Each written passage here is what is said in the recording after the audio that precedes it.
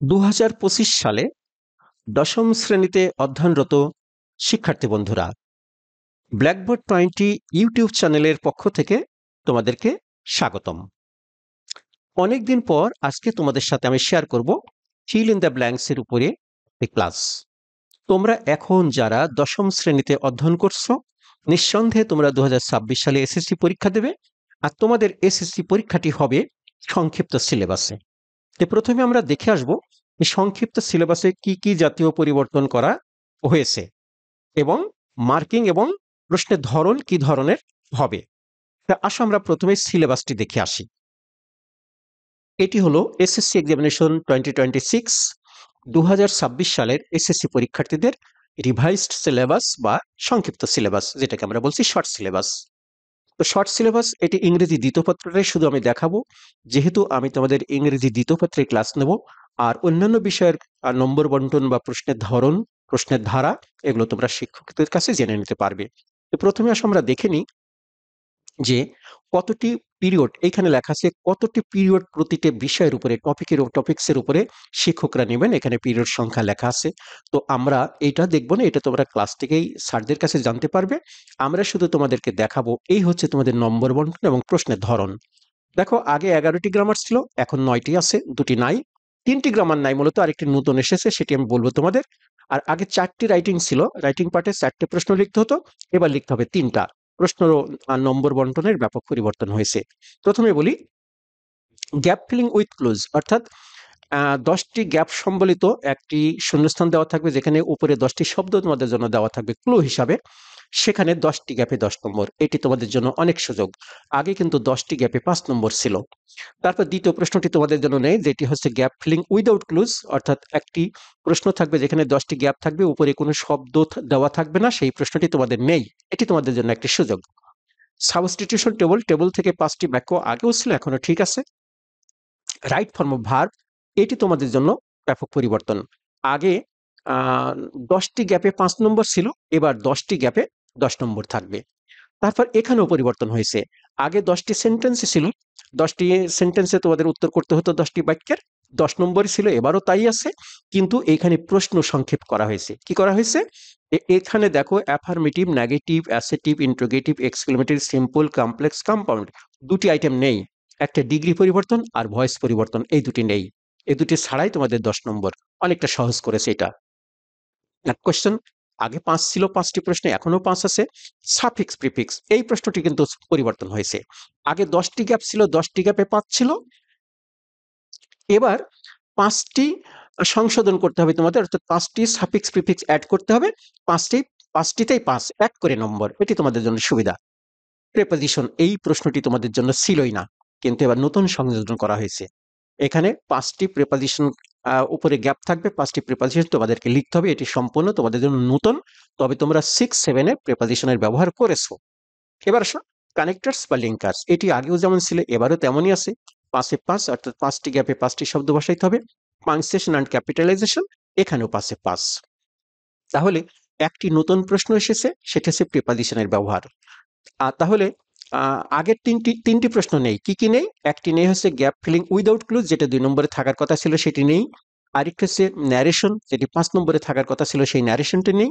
আর একটি প্রশ্ন নেই, এই যে প্রেপোজিশন এসেছে, এইখানে একটা থাকার কথা ছিল, কমপ্লিটিং সেন্টেন্স, এইগুলো তোমাদেরকে নেই, তোমাদের জন্য নেই। তাহলে এই 9টি গ্রামারেই তোমাদের কিন্তু 60 মার্ক থাকবে, তোমাদের নম্বরের কোনো পরিবর্তন হয় না। তোমরা 100 নম্বরে পরীক্ষা দেবে, 60 এবং 40 লিখিত। এইখানে কি পরিবর্তন হয়েছে? এখানে একটা সিভি রাইটিং ছিল, সেই সিভি রাইটিং এ 8 নম্বর ছিল, সেটি তোমাদের জন্য নাই। তোমরা যারা 25 সালে ক্লাস 10-এ, 26 সালে এসএসসি পরীক্ষা দেবে, তোমাদের জন্য সিভি রাইটিংটা নেই। তবে এই সিভি রাইটিং এর 8 নম্বর চলে গেছে, দেখো রাইটিং শর্ট কম্পোজিশন, এই যে রচনা লেখাতে তোমাদেরকে 20 নম্বর। বিশ্বের তাহলে তোমরা আন্দাজ করতে পারছো যে 12-র জায়গায় 20 করা হয়েছে, অর্থাৎ এই যে সিভি রাইটিং এ 8 ছিল, সেটি এখানে অ্যাড করা হয়েছে। তাহলে একটি রচনা লিখতে পারলেই সেখানে 20 নম্বর, পাস মার্কের অর্ধেকের বেশি এই একটি প্রশ্নের উপরেই আছে। আশা করি তোমরা এখানেও জোর দেবে। তো চলো, এবার আমরা আমাদের প্রশ্নটা, আজকের ফিল ইন দ্য ব্ল্যাঙ্কস এর উপরে যে প্রশ্নটি আমি তোমাদেরকে দেখাবো, সেটি শুরু করি। তো আশা করি তোমরা সিলেবাসটি বুঝতে পেরেছো। সিলেবাস দেখেই বুঝতে পেরেছো প্রশ্নের এবং মার্কিং এর ব্যাপক পরিবর্তন হয়েছে। তো এবার আমরা আজকের এই প্রশ্নটি ফিল ইন দ্য ব্ল্যাঙ্কস এই প্রশ্নটি শুরু করব। তো শুরু করার আগে ছোট্ট একটু আইডিয়া দেবো তোমাদের, সেটা হচ্ছে list of some determiners. Determiner কি, কাকে বলে, কত প্রকার, কি কি ব্যাখ্যা, সংজ্ঞা, কোনো কিছু জানবার দরকার নেই। শুধু জানবে আ অ্যান্ড দা, এই যে তিনটা আর্টিকেল সহ এখানে যেই শব্দগুলো আমি লিখেছি এরা ডিটারমিনার। ডিটারমিনারের পরে বসে noun. Okay, list of some common prepositions. এই যে প্রিপোজিশনের এখানে ছোট্ট লিস্ট দিয়েছি, তোমরা সবাই প্রিপোজিশন দশম শ্রেণীতে যেহেতু প্রিপোজিশন চিনো, তারপরও এই জাতীয় শব্দগুলোকে প্রিপোজিশনের লিস্ট হিসেবে পড়ে নিও, অথবা কোনো বইয়ের সহযোগিতা নিয়ে সেখান থেকে আরো একটু লম্বা করে প্রিপোজিশনের লিস্টটা তোমরা পড়ে নেবে। প্রিপোজিশনের পরেও কি বসে? নাউন বসে, প্রোনাউনও বসে। আমরা সেই আলোচনায় আজকে যাব না। আমাদের আজকের ফিল ইন দ্য ব্ল্যাঙ্কস এর সুবিধার্থে আমরা শুধু এখানে নাউনের কথাই ভাববো, যে প্রিপোজিশনের পরেও নাউন বসে, ডিটারমিনারের পরেও নাউন বসে। আবার আসো, list of some common linking verbs. এই যে শব্দগুলো দেখছে, look, see, become, sound, taste, smell এবং be verb, am, is, are, was, are, এরা সবাই হচ্ছে লিঙ্কিং ভার্ব। লিঙ্কিং ভার্বের পরে কি বসে? অ্যাডজেক্টিভ বসে। এটুকুই আমরা মোটামুটি মনে রাখবো। তাহলে আমরা জানলাম এটি ডিটারমিনার, এদের পরে নাউন বসে।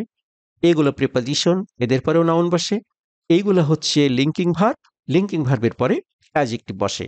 এবার আমরা আমাদের আজকের প্রশ্ন শুরু করে দিই। এটি হচ্ছে আমাদের আজকের প্রশ্ন। খেয়াল করে এখানে 10টি গ্যাপ আছে, 10টি গ্যাপে 10 নম্বর তোমরা দেখেছো। এটি হচ্ছে বর্তমান সংক্ষিপ্ত সিলেবাস, কিন্তু এবছর তোমরা যারা নবম শ্রেণীতে পড়ছো তারা কিন্তু এই একই প্রশ্ন পাবে। সেখানে কিন্তু 10টিতে 5 নম্বর থাকবে। তোমাদের কারিকুলাম বা সিলেবাস সঠিক সংক্ষিপ্ত হয় নাই, শুধুমাত্র 2026 সালের পরীক্ষার্থী যারা তাদের জন্য এই ক্লাসটি। তাহলে তোমরা বুঝতে পারছো এই 10টি গ্যাপে 10 নম্বর থাকবে। এটি তোমাদের জন্য অনেক সুবিধা হয়েছে। তোমাদের উইদাউট ক্লোজ যেটাকে আমরা বলি সেটা নেই কিন্তু। তাহলে এখন আমরা এই যে এতক্ষণ যে নিয়মটা, ছোট্ট আইডিয়াটি তোমাদের দিলাম, সে অনুসারে এটা আমরা এখন পূরণ করার চেষ্টা করব। তো শুরু করি। Nowadays, আজকাল parents are very dash of the harmful effect of dash on children. তাহলে বলছে যে আজকাল ছেলেমেয়েরা, নাওএডেজ প্যারেন্টস, আজকাল পিতামাতারা, অর্থাৎ আমাদের প্যারেন্টস যারা, আমাদের গার্ডিয়ান তারা, আর ভেরি ড্যাশ, খেয়াল করো এটি হচ্ছে বি ভার্ব। এটি কি ভার্ব? Be verb. এখানে কি আছে?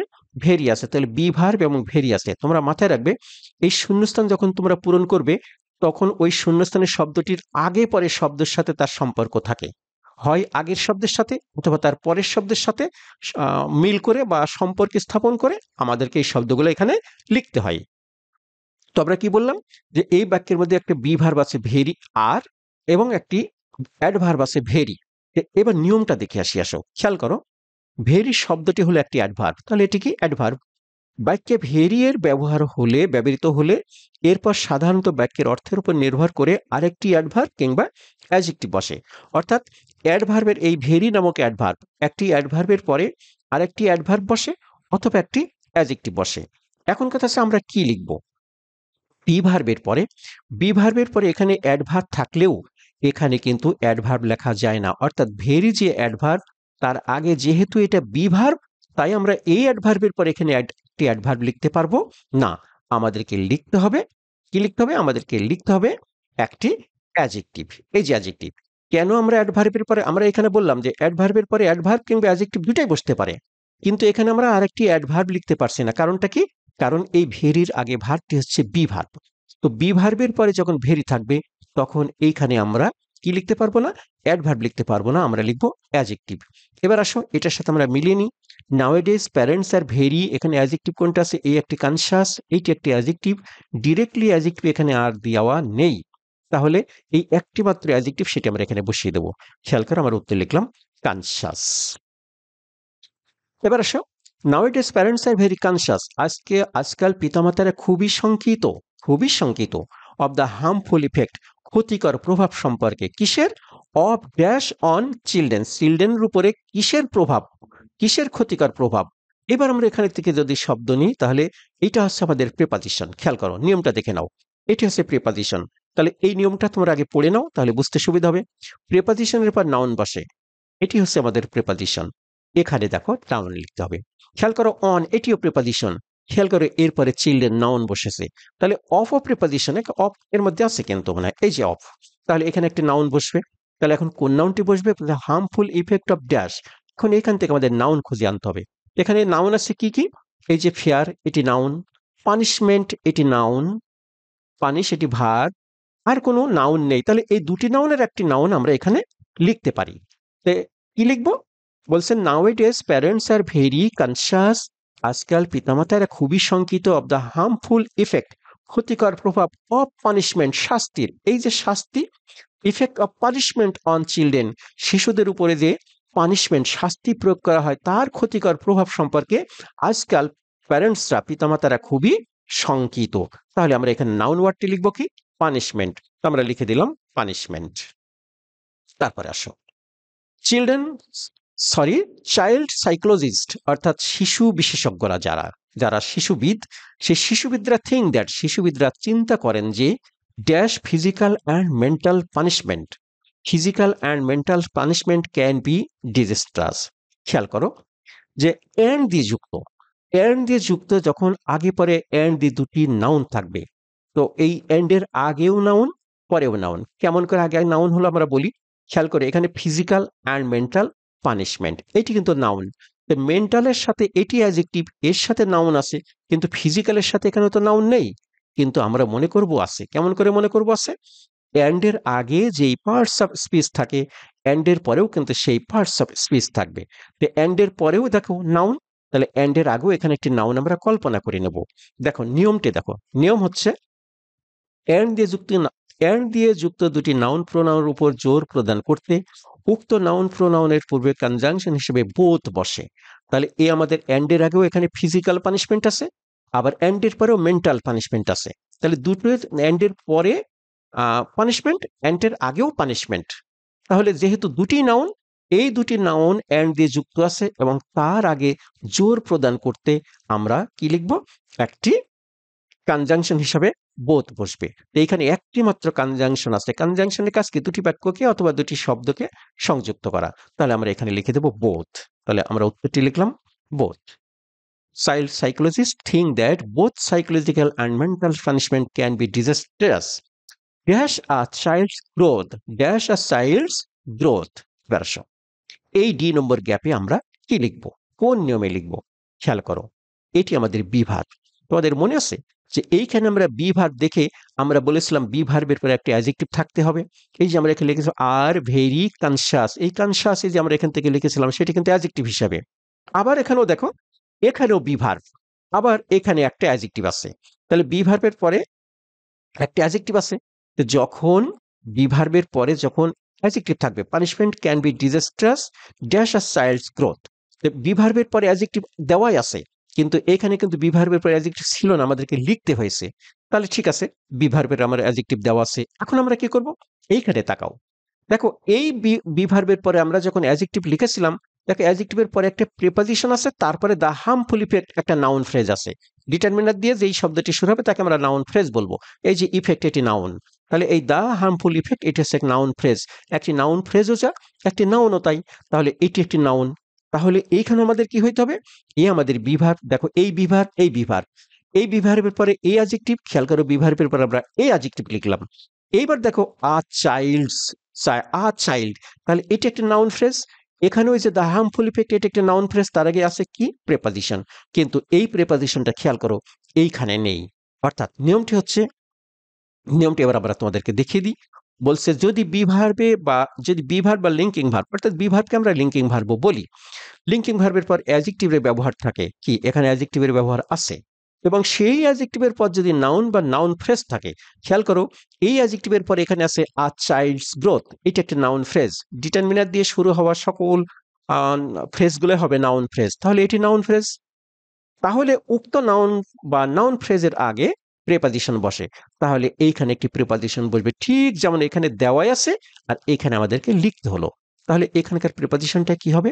বলছে mental punishment can be disasters dash a child's growth, কিসের জন্য? একটি শিশুর বৃদ্ধির জন্য। তাহলে আমরা নিঃসন্দেহে যে জন্য শব্দটি বলেছি, তাহলে যে ফর একটি প্রিপজিশন, এই প্রিপজিশনটা আমরা এখানে বসিয়ে দেবো। তো আমরা লিখলাম ফর, খেয়াল করো for a child's growth.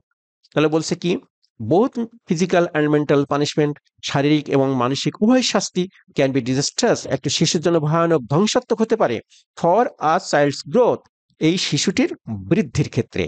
And dash, and এর পরে আবার এখানে গ্যাপ। এখন কথা আছে এই গ্যাপে লিখবো কি?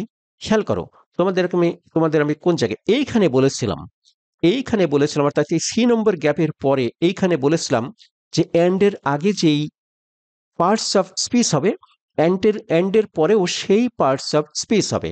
এখানে এন্ডের আগে আছে ফিজিক্যাল পানিশমেন্ট, এন্ডের পরে আছে মেন্টাল পানিশমেন্ট, তাহলে এটাও পানিশমেন্ট এটাও এখানেও পানিশমেন্ট, তাহলে দুটি নাউন।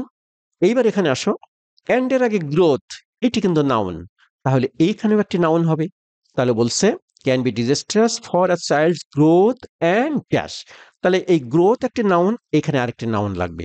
খেয়াল করো, এইখানে আমাদের একটি নাউন, পানিশমেন্ট আমরা লিখেছি, কিন্তু ইতিমধ্যে কোথায় লিখেছি আমরা, কয় নম্বরে, এই যে বি নাম্বারে লিখেছিলাম পানিশমেন্ট। তাহলে এইখানে আর কোন নাউন, আরেকটা নাউন আছে, সরি, ফেয়ার, এটি একটা নাউন আছে, কিন্তু ফেয়ারটি এখানে যায় না, এটা কিছুতেই এখানে যাবে না, কেন যাবে না? চাইল্ডস গ্রোথ অ্যান্ড ফেয়ার, শিশুর বৃদ্ধি এবং ভয় বৃদ্ধি তো আমরা চাই না, আমরা চাই তার উন্নয়ন। খেয়াল করো, এই যে ডেভেলপ, এই শব্দটি কিন্তু ভার্ব, কিন্তু আমাদের এখানে যেহেতু একটি নাউন লাগবে, তাহলে শিশুর বৃদ্ধি এবং উন্নয়ন, এইটিকে উন্নয়ন বানাইতে হবে। ডেভেলপকে আমরা যখন নাউন তৈরি করব, তখন ডেভেলপ থেকে আমরা বানাবো ডেভেলপমেন্ট। আগেই বলেছি, এখানে কোনো কোনো শব্দ তোমাদেরকে এই গ্যাপের প্রয়োজনে তোমাদের পরিবর্তন করা লাগতে পারে। এন্ডের আগে নাউন, এন্ডের পরে এখানেও একটি নাউন লিখবো, যেহেতু এখানে একটি নাউন আছে, এটি আমরা ব্যবহার করেছি, হিয়ার এখানে যায় না, তাহলে বাধ্য হয়ে আমাদেরকে এখানে আরেকটা নাউন তৈরি করতে হবে, সেটি একমাত্র জায়গা হচ্ছে ডেভেলপমেন্ট। তো আমরা লিখে দিলাম ডেভেলপমেন্ট। এই যে নিয়মটা তোমাদেরকে দেখায়নি, এন্ড যখন দুটি বাক্যকে যুক্ত না করে দুটি শব্দ বা ওয়ার্ডকে যুক্ত করে, তখন এন্ড এর আগে ও পরে একই পার্টস অফ স্পিচ ব্যবহৃত হয়।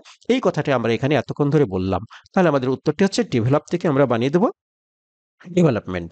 তো বন্ধুরা, আমি অর্ধেক তোমাদের দেখিয়েছি যে এই যে ক্লাসটি তোমাদেরকে আমি করাচ্ছি, এটি কোথা থেকে করাচ্ছি, চলো আমি সেই জায়গাটি তোমাদেরকে দেখে আসি, যে এই ক্লাসটি আমি তোমাদেরকে করাচ্ছি, এই নিয়মগুলো বা আমি কোথায় পাচ্ছি, সেটি তোমাদেরকে দেখিয়ে দিয়ে তারপর আমরা ক্লাসে ফিরে আসবো, বাকি ক্লাসটুকু শেষ করব। ওকে, চলো আমরা ক্লাসটি দেখে আসি। বন্ধুরা, এতক্ষণ আমি তোমাদের যে ক্লাসটি দেখাচ্ছি, সেটি হচ্ছে আমার বইয়ের চ্যাপ্টার 1 থেকে, fill in the blanks with clues, short syllabus, SSC 2026, এইখান থেকে তোমাদেরকে দেখাচ্ছি আমি ক্লাসটি। তো আমি তোমাদেরকে দেখাবো যে ক্লাসটি আমি কিভাবে এই বইয়ের মধ্যে সাজিয়েছি। প্রথমে দেখো, ফিল ইন দ্য ব্ল্যাঙ্কস এর জন্য প্রাথমিকভাবে যেটুকু জানতে হবে, মনে আছে আমি আমার স্লাইডের আজকের ক্লাসের শুরুতে ডিটারমিনার প্রিপোজিশন নিয়ে কথা বলেছিলাম, এখানে সেইটুকুর ব্যাপক আলোচনা আছে, একটু বিস্তারিত আলোচনা আছে, ওখানে তো আমি সংক্ষেপে আলোচনা করেছি, এইটা তোমরা এখান থেকে পাবে, সেইটুকু তোমাদেরকে জানতেই হবে আমাদের লেসনটি শুরু করার আগে, তোমরা এইখানটা পড়ে নেবা। তারপর ফরমেশন ওয়ার্ড কি, ফরমেশন অফ ওয়ার্ডস আছে, তোমাদের বলা হয়েছে যে ফিল ইন দ্য ব্ল্যাঙ্কস এর উপরে যে ক্লু ওয়ার্ডগুলো দেওয়া থাকবে, তার দু একটি পরিবর্তন করতে হতে পারে, কোন শব্দ কিভাবে পরিবর্তন করা হয়, সেই ফরমেশনটাও কিন্তু এখানে দেওয়া আছে। এবার আসো, rules of fill in the blanks, অর্থাৎ যেই নিয়ম ধরে ধরে আমি তোমাদেরকে ক্লাস দেখাচ্ছি, এখানে সেই নিয়মগুলো দেওয়া আছে। এখানে কতটি নিয়ম আছে? আমার ধারণা মনে হয় সম্ভবত 20টি নিয়ম এখানে দেওয়া আছে। এই 20টি নিয়ম কিন্তু তোমাদেরকে পড়তে হবে, খুব ভালো করে পড়তে হবে। তারপরে প্র্যাকটিস শিট উইথ অ্যানালাইসিস, এই হচ্ছে আমাদের আজকের মূল আলোচনা। এটির জন্যই আমার বইটি আকর্ষণীয়, নিঃসন্দেহে। তো তোমাদেরকে যে আমি প্রশ্নটি দেখাচ্ছি, খেয়াল করে, এই প্রশ্নটি কিন্তু আমি তোমাদেরকে আজকে দেখাচ্ছি, এটি হচ্ছে প্রথম প্রশ্ন আমার বইয়ের প্র্যাকটিস শিট উইথ অ্যানালাইসিসের মধ্যে, এটি প্রথম প্রশ্ন, এটি আমি তোমাদেরকে আজকে দেখাচ্ছি। এইভাবে 9টি গ্যাপ আছে, 9টি গ্যাপ ওয়ার্ড আছে, একটি দুবার লিখতে হয়েছে তোমাদেরকে, আর এই হচ্ছে প্যাসেজ। নিয়মগুলা কোথায় আছে খেয়াল করে, এই যে এইখান থেকে এই নিয়মগুলা, এই যে পর্যন্ত 10টা নিয়ম এখানে দেওয়া আছে। তো তারপরে আসে 2 নম্বর, ফিল ইন দ্য ব্ল্যাঙ্কস। এই এখানে দেখো, ঠিক একইভাবে নিয়মের বিশ্লেষণ করা আছে প্রত্যেকটি। এটি 3 নম্বর, 3 নম্বরেও দেখো ঠিক এইভাবে একটি প্রশ্ন, তারপরে আনসার, তারপরে দেখো এই যে নিয়মগুলো ব্যাখ্যা করা হয়েছে। তো এইভাবে ব্যাখ্যা করা হয়েছে মোটামুটি, তোমরা একটা দেখছো, আর আমার বইয়ের মধ্যে পাবে হচ্ছে আরো 19টা, 18টা না 17টা এমন পাবে। আমি একটু দেখে দিই, আমি নিশ্চিত করে বলতে পারছি না কতটি অ্যাড করেছি। তো আমরা একবারে যদি টেনে নিচে যাই, তাহলে আমরা বুঝতে পারবো। হ্যাঁ, এইটা হচ্ছে এই পাতা শেষ, তাহলে এইটা আমরা যত নম্বর, হ্যাঁ 18টি প্রশ্ন যদি তোমরা এইভাবে নিয়ম দেখে দেখে যদি শিখো, তাহলে আমার বিশ্বাস যে ফিল ইন দ্য ব্ল্যাঙ্কস নিয়ে তোমাদের কোনো চিন্তা থাকবার কথা নয়। তারপরে আমি তো ক্লাস নেবই, আমার ক্লাস মাঝে মাঝে দেখতে থাকো। এই তো গেল হচ্ছে রুলস সহকারে, বর্ণনা সহকারে। তারপর তোমাদের আরো প্র্যাকটিস আছে, সেই প্র্যাকটিসটা তোমাদেরকে দেখাবো। সেটি হচ্ছে মডেল কোশ্চেনগুলো আমি কিভাবে সেট আপ দিয়েছি তোমাদের জন্য। এবার আসো আমরা মডেল কোশ্চেনটা দেখে আসি। বন্ধুরা, এই হচ্ছে model question. Grammar 60 marks, English second paper, SSC 2026, অর্থাৎ তোমরা যারা শর্ট সিলেবাসে 26 সালে এসএসসি পরীক্ষা দিবে, 25 সালে তোমরা দশম শ্রেণীতে। দেখো মডেল কোশ্চেন 1। তো মডেল কোশ্চেন 1-এ দেখো এই যে এখানে একটি প্রশ্ন দেওয়া আছে, এটি হচ্ছে প্রশ্ন। এইটি তোমাদের পরীক্ষার প্রশ্নপত্রে এইভাবেই থাকবে, এভাবেই গ্যাপ ওয়ার্ড থাকবে। 10টিও থাকতে পারে, 9টি ওয়ার্ড, 8টি ওয়ার্ড এখানে দেওয়া থাকতে পারে। কোনো কোনো ওয়ার্ড তোমাদেরকে একাধিকবার লিখতে হবে। এই তো আমার এই বইয়ের মধ্যে বৈশিষ্ট্যটা কি, ব্যতিক্রমীটা কি, সেটি হচ্ছে দেখো, আবার এতক্ষণ তো তোমাদের অ্যানালাইজ করে দেখিয়েছি। এবার দেখো এখানে পর্যাপ্ত ওয়ার্ড মিনিং আছে, এই লেসনটি বুঝতে তোমাদের জন্য কোনো সমস্যা না হয়। এবার আসে 2 নম্বরে আসি। সাবস্টিটিউশন টেবল, 5টি বাক্য লিখতে হবে এখানে। দেখো এখানে পর্যাপ্ত ওয়ার্ড মিনিং দেওয়া আছে। এবার আসে 3 নম্বরে। 3 নম্বরে কি, completing following text using right form of verb. অর্থাৎ এই যে এখানে টেক্সট দেওয়া আছে 10টিতে 10 মার্ক, কিন্তু খেয়াল করে 10টিতে 10 মার্ক, কিন্তু এবার যারা 9-এ তারা কিন্তু 10টিতে 5 মার্ক পাবে। তোমাদের বোনাস, তোমরা 10টিতে 10 পাবে। খুব গুরুত্বপূর্ণ প্রশ্ন, খেয়াল করো। পর্যাপ্ত ওয়ার্ড মিনিং দেওয়া আছে যাতে বুঝতে তোমাদের কোনো সমস্যা না হয়। এবার 4 নম্বর প্রশ্ন। 10টিতে 10, এখানে কোনো ওয়ার্ড মিনিং দেওয়ার প্রয়োজন মনে করি নাই, কারণ এটি তোমাদের বিশেষভাবে অর্থ জানবার জন্য নয়, এটি হচ্ছে গ্রামাটিক্যালি পরিবর্তন করবার জন্য, তাই এখানে কোনো অর্থ আমি দিই নাই। তারপর ট্যাগ কোয়েশ্চেন, ছোট ছোট 5টি প্রশ্ন থাকবে, তোমরা সবাই পারবে, তাতে 5 নম্বর। তারপর আবার এখানে আসো সাফিক্স প্রিফিক্স, এইখানে কিন্তু আমি আবার ওয়ার্ড মিনিং দিয়েছি, কারণ খুব গুরুত্বপূর্ণ, ওয়ার্ড মিনিং তোমাদের লাগবে এই প্যাসেজটার এই শব্দগুলো ধরে ধরে বসাইতে। এবার কি আছে, 5-এ 5, আগে কিন্তু আগের সিলেবাসে ছিল 10টা লিখলে 5, এবার যারা 9-এ তারা 10টা লিখলে 5 পাবে, কিন্তু তোমরা যারা 10-এ এবার তোমরা কিন্তু 5টাতেই 5 পাবে, তোমাদের সুবিধা। তারপরে আসো completing text using appropriate preposition, সম্পূর্ণ নতুন প্রশ্ন এটি। এটি কিন্তু তোমরা শুধুমাত্র পড়েছো 6-7-এ, 9-এ এটি ছিল না, আগের সিলেবাসে নয়, বর্তমান কারিকুলামে এটি নেই, কিন্তু তোমরা এটি পাবে। তোমাদের কি আছে, 5টিতে 5 নম্বর, খুব সহজ, আমি শব্দার্থ দেওয়ার প্রয়োজন মনে করিনি। তারপর complete that following passage using suitable connectors or linkers, এখানে আরেকটু ব্যতিক্রমী করেছি, সেটি হচ্ছে শুধু ওয়ার্ড মিনিং দিয়ে আমি ক্ষান্ত হই নাই, এইটা আবার বাংলা অনুবাদ করে দিয়েছি। বাংলা অনুবাদ কেন লাগবে, কারণ এই লেসনটা নির্ভর করবে তুমি অর্থ জানো কিনা। তো তুমি যদি এরকম 20টা প্যাসেজ যদি বাংলা অনুবাদ সহ এবং এই ওয়ার্ড মিনিং দিয়ে তোমরা যদি প্র্যাকটিস করো, তাহলে দেখবে যে বছর শেষে তোমাদের পর্যাপ্ত ওয়ার্ড মিনিং, তোমার স্টক অফ ওয়ার্ডস। আমাদের শিক্ষার্থীদের বড় সমস্যা হচ্ছে তাদের ভোকাবুলারি জ্ঞান কম। তোমার যদি এইগুলো পড়তে থাকো, ধরে ধরে পড়তে থাকো, দেখবে তোমার মধ্যে অটোমেটিক্যালি প্রচুর ওয়ার্ড তোমার ভিতরে চলে আসবে, যাতে পরবর্তী প্রশ্নগুলো সমাধান করতে যে কোনো সমস্যা হবে না। পরীক্ষার হলেও আশা করি সেই সমস্যা থাকবে না। তারপর ক্যাপিটালাইজেশন এবং পাংচুয়েশন, এখানে কোনো প্রয়োজন মনে করে নাই, কোনো মিনিং করা বা ওয়ার্ড মিনিং দেওয়া, এটুকু তোমাদের করতে হবে। এটা 5-এ 5। এই যে একটা মডেল কোয়েশ্চেন দেখলাম, তাহলে পরেরগুলো কিভাবে দেওয়া আছে? হ্যাঁ, একই প্যাটার্নে দেওয়া আছে, প্রত্যেকটা একই প্যাটার্নে দেওয়া আছে। আশা করি তোমরা এইখান থেকে পর্যাপ্ত কিছু শিখতে পারবে, এবং তোমাদের শেখার পথটাকে, এই পদ্ধতিটা তোমাদের শেখার পথটাকে সহজ করে দেবে। ছোট্ট একটা প্রশ্ন, এ পর্যন্ত বাজারে তোমরা নিশ্চয়ই এই ধরনের বই দেখো নাই। মূলত এটি আমার হ্যান্ড নোট, কিন্তু আমি কম্পিউটার কম্পোজ করে বাজারে দিয়েছি তোমাদের সুবিধার্থে। এটি একমাত্র অনলাইনে পাবে। কিভাবে পাবে আমি একটু পরে দেখিয়ে দিচ্ছি। তো শুধু বলবো যে মডেল কোশ্চেন কতটি আছে, মডেল কোশ্চেন আছে 20টা, আমার ধারণা 20টা আছে, 20টা দিয়েছি আমার মনে আছে। তো এই যে এখানে তোমরা দেখতে পাচ্ছ, এটি হচ্ছে 20 নম্বর মডেল কোশ্চেন, এই যে 20 নম্বর মডেল কোশ্চেন। তাহলে এইভাবে 20টা মডেল কোশ্চেন প্র্যাকটিস করবে। আবার আমি ওদিকে দিয়েছি 18টি অ্যানালাইসিস শিট, এবং সেগুলো সম্পূর্ণ ওয়ার্ড মিনিং ধরে ধরে। তাহলে চিন্তা করো যে এইখান থেকে তোমরা কি পরিমাণ উপকৃত হতে পারবে। তো একটু পরে আমি তোমাদেরকে দেখিয়ে দেবো তোমরা বইটি কিভাবে পাবে। আমি খুব দ্রুত কথা বলছি, দ্রুত যাচ্ছি, কারণ ভিডিওটা অনেক বড় হয়ে যাচ্ছে। তো এইবার আমি তোমাদেরকে দেখাবো, বাকি ক্লাসটা দেখাবো, তারপরে হচ্ছে আমার বইটি কিভাবে পাবে সেটা তোমাদেরকে দেখিয়ে দেবো। চলো আমরা ক্লাসে ফিরে যাই। তো শিক্ষার্থী বন্ধুরা, তোমরা ক্লাসটি কোথা থেকে আমি করাচ্ছি এইটি তোমাদেরকে আমি দেখালাম। এটি সম্পূর্ণ আমার নিজের তৈরি করা মূলত একটি হ্যান্ড নোট, যেটি আমি কম্পিউটার কম্পোজ করে একটি বই আকারে প্রকাশ করেছি। তো এই বইটি তোমরা কিভাবে পেতে পারো, কিভাবে তোমাদের কাছে যেতে পারে তোমরা জানো। এখানে আমি যে নিয়মটুকু দেখাচ্ছি এটুকু কিন্তু সংক্ষিপ্ত আকারে আছে, কিন্তু আমার বইয়ের মধ্যে এই নিয়মটি আরো বড় করে ব্যাপক আকারে দেওয়া আছে। তো এরকম নিয়মগুলো কিভাবে দেওয়া আছে এবং বইয়ের অন্যান্য যে মডেল কোশ্চেনগুলো আছে সেগুলো কিভাবে দেওয়া আছে সেগুলোও আমি তোমাদেরকে দেখিয়েছি। আশা করি বইটি তোমাদের উপকারে লাগবে। তো বইটি তোমরা কিভাবে পেতে পারো সেটি আমি একটু পরে দেখাবো। এবার আসো আমরা বাকি ক্লাসটা শেষ করি। It may lead to dash and hearted to the person who একটি কনজাংশন, হু আমরা এখান থেকে পরে যাই। তাহলে বলছে it may lead to dash and hearted, খেয়াল করো এইটি অ্যান্ড এর পরে কি আছে হ্যাটেড, হ্যাটেড হচ্ছে ঘৃণা, এটি নাউন ওয়ার্ড। তাহলে এখানে অ্যান্ড এর আগে কি হবে আরেকটি নাউন ওয়ার্ড হবে। তা আমরা জানি টু হচ্ছে প্রিপজিশন, তারপরে কিন্তু নাউন ওয়ার্ডই বসে, তাহলে টু আছে এরপরে একটি নাউন ওয়ার্ড, অ্যান্ড দিয়ে যুক্ত হয়েছে যেহেতু এই নাউন, তাহলে এর পরেও একটি নাউন ওয়ার্ড হবে। তাহলে নিঃসন্দেহে আমরা এইখানে একটি নাউন খুঁজে পেয়েছি। তো এখানে একটি নাউন খুঁজে পেয়েছি, তো আমরা এখানে পানিশমেন্ট নাউন ব্যবহার করেছি, ডেভেলপকে আমরা নাউন ডেভেলপমেন্ট নাউন তৈরি করেছি। আর এই যে আরেকটা নাউন আছে বলেছিলাম ফেয়ার, তাহলে আমরা এইখানে সেই নাউনটি বসিয়ে দেবো ফেয়ার। তো তার আগে তোমরা নিয়মটি দেখে নাও। নিয়মটি প্রত্যেক জায়গায় নিয়ম আছে, অ্যান্ড যখন দুটি বাক্যকে যুক্ত করে না করে দুটি শব্দ বা ওয়ার্ডকে যুক্ত করে তখন অ্যান্ড এর আগে পরে একই পার্টস অফ স্পিচ ব্যবহৃত হয়। একটু আগেও নিয়মটি ছিল, আবার এখানে এসে সেই নিয়মটি পড়েছে। তাহলে আমরা এখানে উত্তরটি কি লিখবো খেয়াল করো ফেয়ার, এ আমাদের নাউন ওয়ার্ড, আমরা ফেয়ার লিখে দিয়েছি। তারপরে আগাবো আমরা hated to the person who dash the child. এখান থেকে সেন্টেন্সটি শুরু হয়েছে কিন্তু এখান থেকে it may lead to fair and hated, এটা একটা এটা ঘৃণা এবং ভয় ধাবিত করতে পারে। এটা মানে কোনটা হচ্ছে মেন্টাল পানিশমেন্ট বা ফিজিক্যাল পানিশমেন্ট।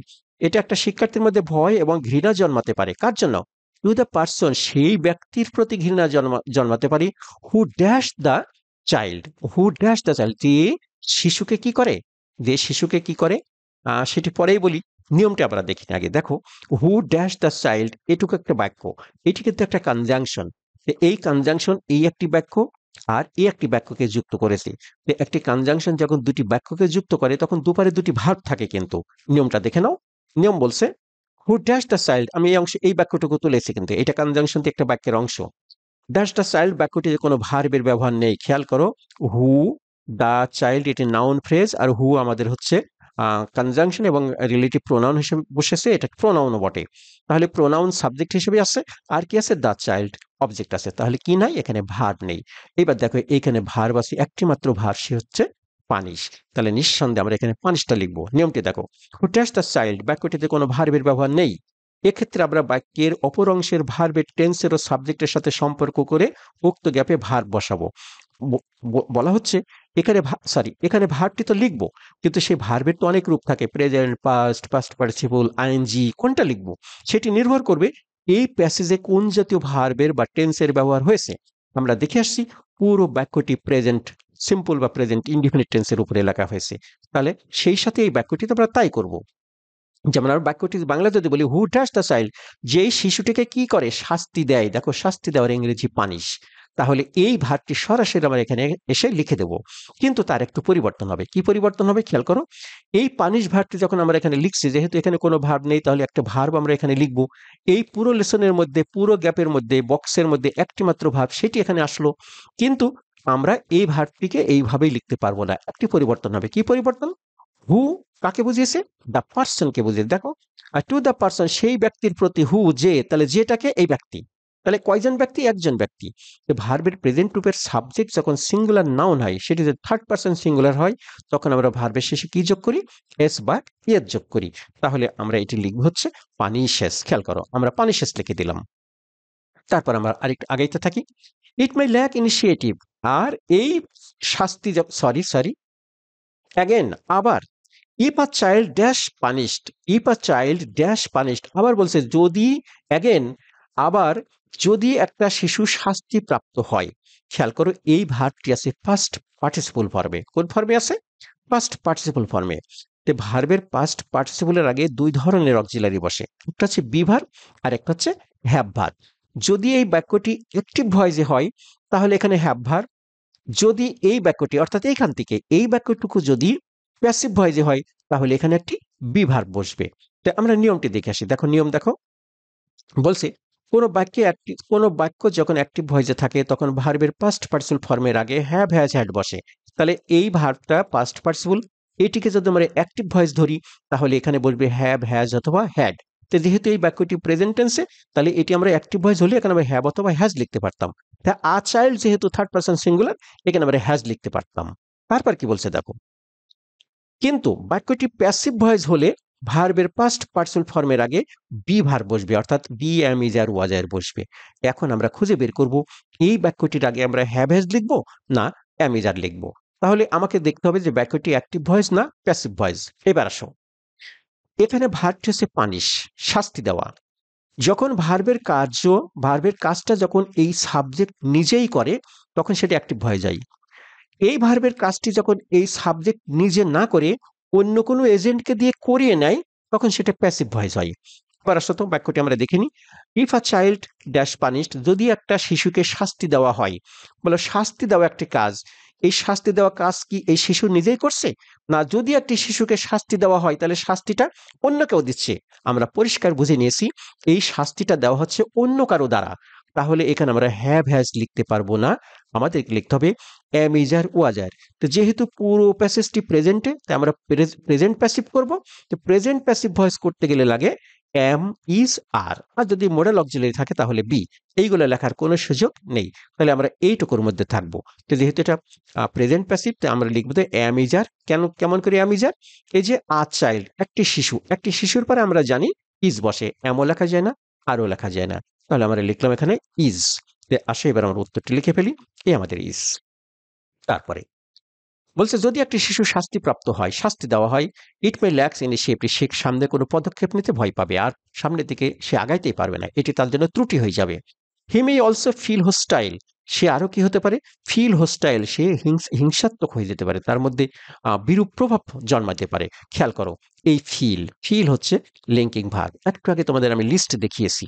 ফিলটা হচ্ছে লিঙ্কিং ভার্ব, ওখানে আমরা পড়েছিলাম যে লিঙ্কিং ভার্বের পরে অ্যাডজেক্টিভ বসে। খেয়াল করো, এই হচ্ছে আমাদের অ্যাডজেক্টিভ স্টাইল। তাহলে এটা যদি অ্যাডজেক্টিভ হয় তাহলে অ্যাডজেক্টিভের পরে এইখানে নিয়মে আসো আবার। দেখো এই আমাদের বি ভার্ব বা লিঙ্কিং ভার্ব, তারপরে এই আমাদের অ্যাডভার্ব, তারপরে অ্যাডভার্ব, এইখানে আমরা লিখেছিলাম অ্যাডজেক্টিভ। আবার আসো, আরো এক জায়গায় তোমাদেরকে আমি দেখিয়েছি, সেটি কোন জায়গায় দেখিয়েছি আমি দেখিয়ে দিই, একটু দেখিয়ে দিই।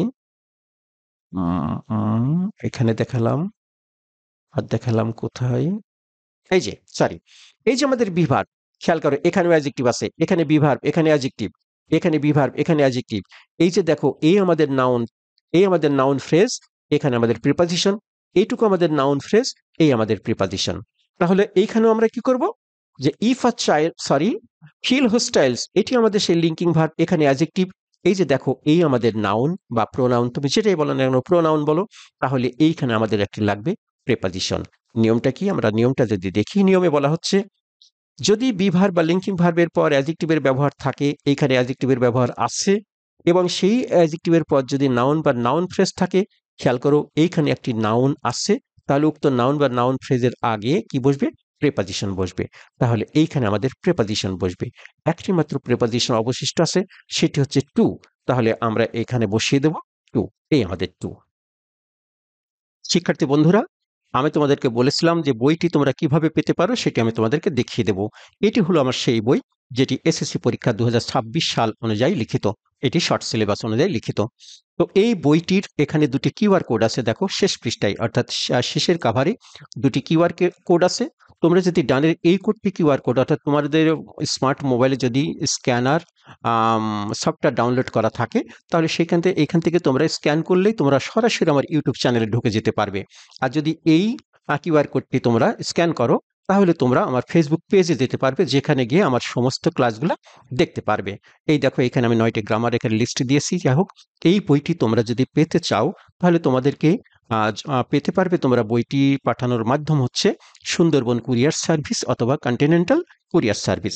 তবে আমার কাছে সুন্দরবন কুরিয়ার সার্ভিসটা বেটার মনে হয়, এটি খুব অ্যাভেলেবল থাকে। আর বইটি পাওয়ার জন্য তোমাদেরকে যোগাযোগ করতে হবে মোবাইল অথবা হোয়াটসঅ্যাপ নাম্বারে।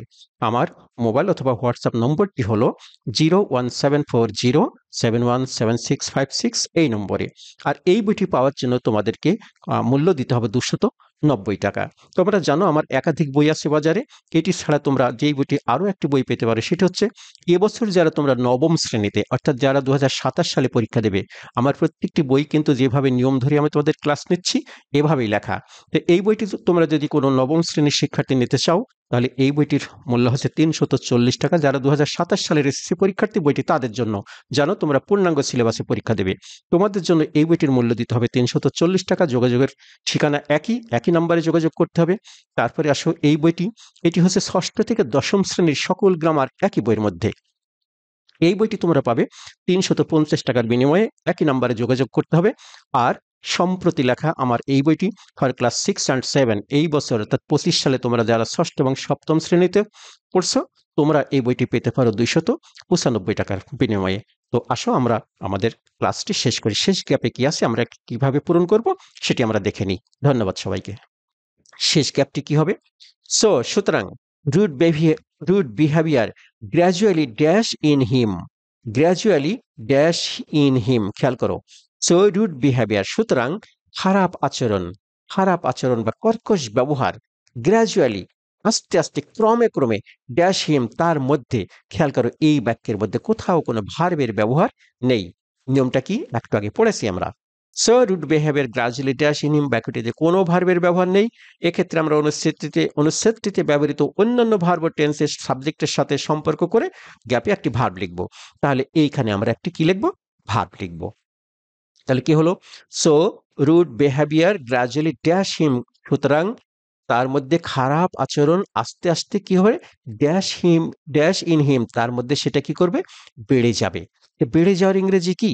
বেড়ে যাওয়ার ইংরেজি এখানে কি আছে? আছে। দেখো এইখানে একটি শব্দ আছে ডেভেলপ। ডেভেলপ মানে কি? কোনো কিছুর বেড়ে যাওয়া, উন্নয়ন ঘটা। তাহলে আমরা এখানে সেইটি লিখে দেবো, সেই ভাগটা আছে ডেভেলপ। এখন প্রশ্ন আছে, ডেভেলপের শেষে এস লিখলাম কেন? ওই যে এই যে খেয়াল করো, রুড বিহেভিয়ার, কর্কশ আচরণ, আচরণ গোনা যায় না, সর্বদাই সিঙ্গুলার। তাহলে এটা থার্ড পারসন সিঙ্গুলার সাবজেক্ট। তাই আমরা এই ডেভেলপ ভার্বের শেষে এখানে কি লিখে দিয়েছি? এস লিখে দিয়েছি। তাহলে বুঝতে পারছি বন্ধুরা, এইটি হচ্ছে আমাদের লেসন। অনেকটাই সহজ লেসন, শুধু যদি আমরা নিয়মটুকু যদি আমরা মনের মধ্যে গেঁথে রাখি। অনেক কথা হয়েছে, অনেকক্ষণ ক্লাস নিয়েছি তোমাদের, আজকে আর নয়। আমার এই ক্লাসটি দেখবার পরে যদি তোমাদের মনের ভাবটি এমন না হয়ে মনের ভাবটি এমন হয়, তাহলে আশা করি তোমাদের ক্লাসটি ভালো লেগেছে। আর ক্লাসটি ভালো লাগলে অবশ্যই আমার এই ক্লাসটি একটি লাইক, তারপরে একটি কমেন্টস করলে ভালো হয়। তোমরা কমেন্টস করলে আমি ক্লাস করে উদ্বুদ্ধ হই, ক্লাস করতে ভালো লাগে। সেই সাথে অবশ্যই চ্যানেলটিকে সাবস্ক্রাইব করে রাখবে, যাতে আমার ক্লাস আর তোমাদের সাথে ক্লাসের আপডেট তোমরা পেয়ে যেতে পারো। আর সবচেয়ে খুশি হব, আরো খুশি হব বন্ধুদের সাথে ক্লাসটি শেয়ার করলে। তা আজকে আর নয়, এই পর্যন্তই তোমাদের সাথে বিদায় নিতে চাচ্ছি। আমি নজরুল স্যার। আল্লাহ হাফেজ।